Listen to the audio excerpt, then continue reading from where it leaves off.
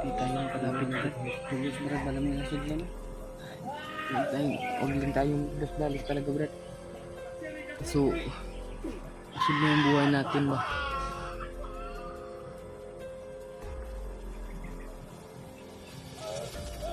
Sumusobra na sila Brad. Sumusobra na.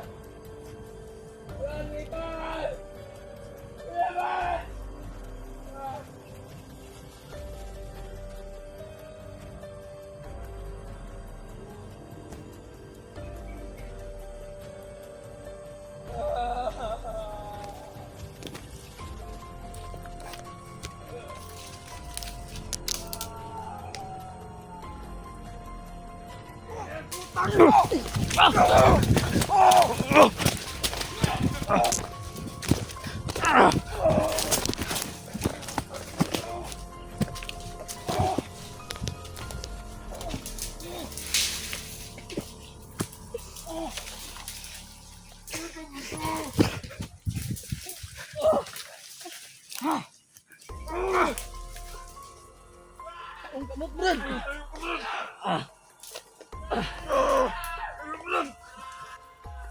Labas ko na Brad.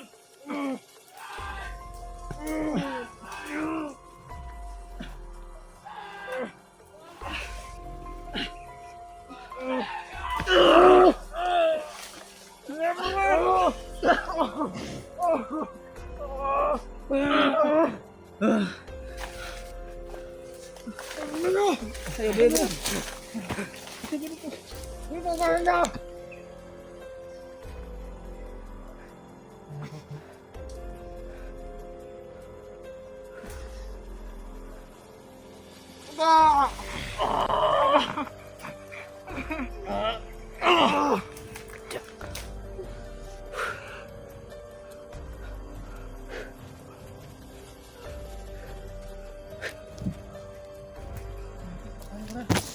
Pinahirapan pa tayo, Brad.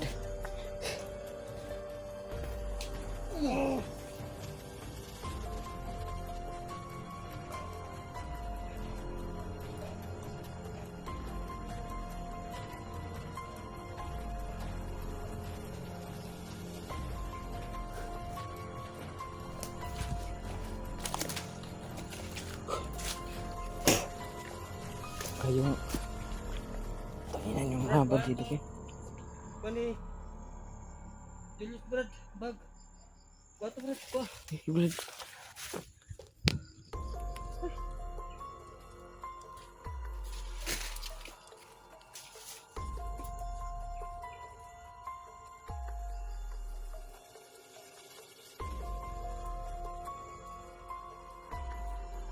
Dala ng Brad nito. Dala ng Brad, kanang pala.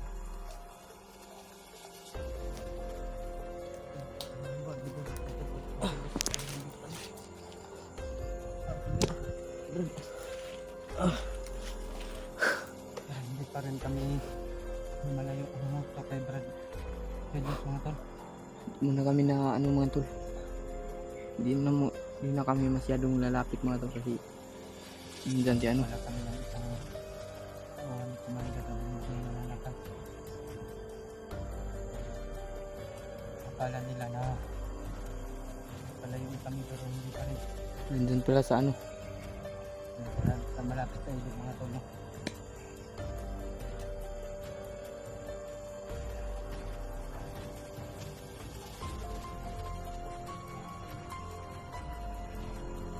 Nakabalik yung commander. Ano bang lagay dito sa bag ni Julius Brad? Sobrang mga ano? Bigat. Bigat. Hina na. Wala nang pagkain dyan, Brad. May tubig ako dito, Brad. Ay, bigyan mo ko Brad be. Parang uhaw ko na ba? Baka may pagkain ka dyan Brad. May biskuit ako dito, Brad. Kain ka? Kain tayo Brad.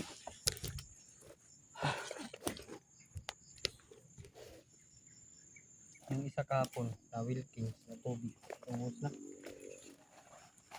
Yan na lang itong pagkain ko, Brad. Last bowl na ito. Ito na. Hindi man namin nakuha si Brad Julius. Man lang matol ay nakita ng mga kasamahan namin ang inyong mga pag-share sa aming video. Na malapit na kami kay Brad Julius matol. Nakasama po si Commander Demon taga sa Kalabaw ngayon mga tol. Hindi talaga sobrang lakas talaga niya, Brad. Kain ka? Baka busog ka pa. Kainin natin yan. Busog ka pa, hindi na. Gutom na ako nga. Gutom ka na.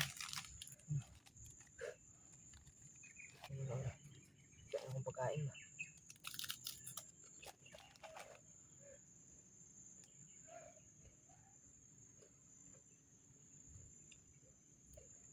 Ito, sapang. Pa makita mo ano ba? Sa likuran ko. At ako rin makita ko yung likuran mo. Ganyan yung tinuro ni Kuya Alpa sa akin at saka ni Kuya Bats, dapat magkaharap daw pag kumakain. Pag magkatabi lang, hindi tayo pwede niyan na baka liputin tayo ba.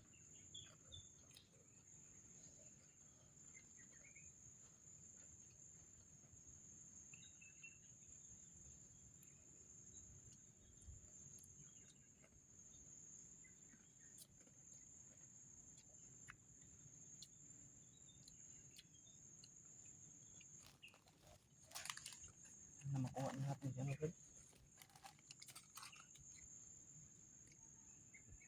Mahirapan kami mga tulong dahil dalawang commander yung may hawak kay Brad Julius.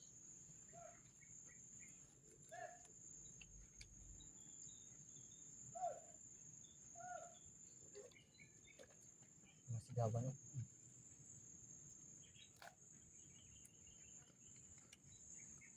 Sana kasama natin yan.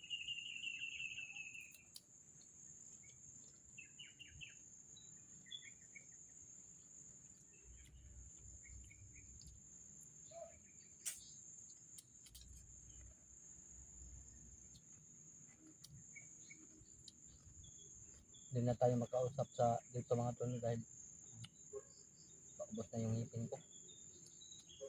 Okay nga daw. Inipin ko kapag kumakain ako ba? Oh?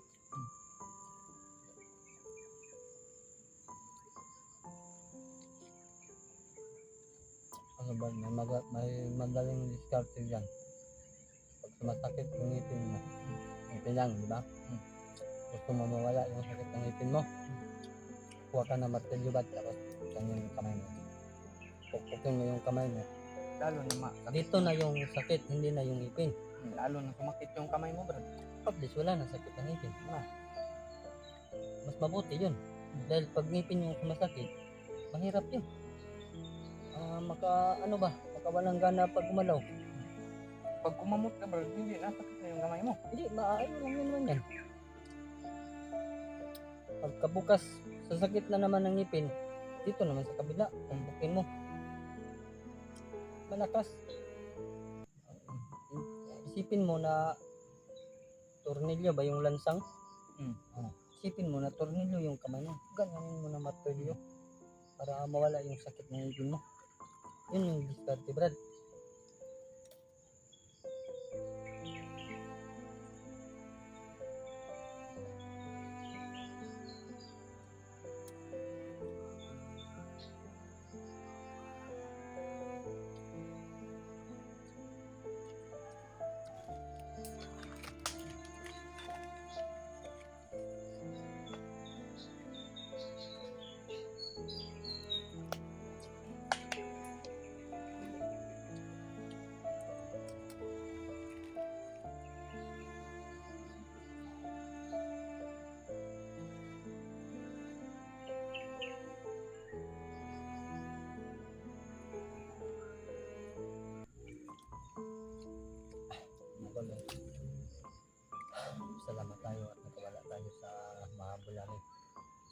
naman po matulog. Pero patuloy pa rin namin susundan ni Brad Jano si Julius kung saan dinala ni Commander Jim at Kalabaw Matol. Yun po yung importante Matol. Wala po kami magawa ni Brad Jano kay Brad Julius. Nandun yung dalawang commander. Baka kami naman po yung mapahamak na matulog ang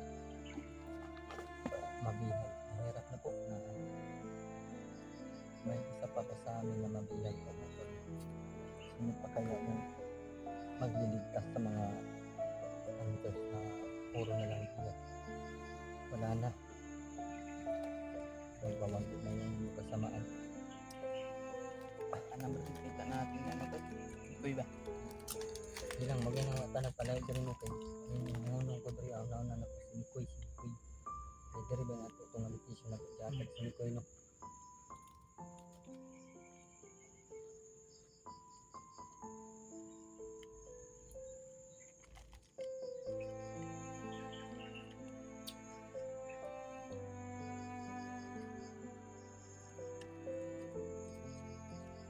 Alam mo kung anong bundok ko ba?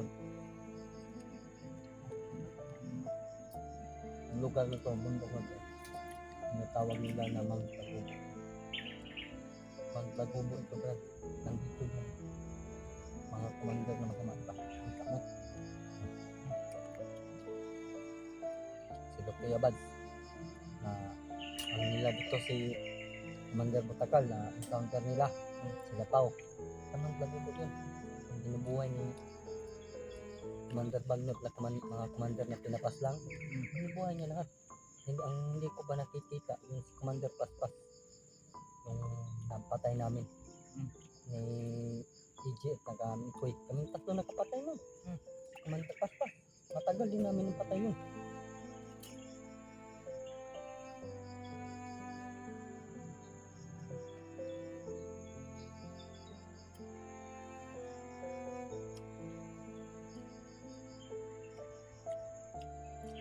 Nabusog ka na? Bukan mo. Oo. Sayang.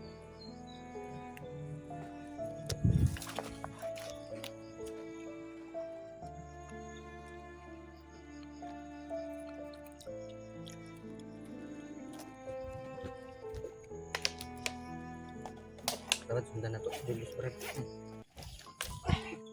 Malipat ako tato na. Tagpa ko ito kung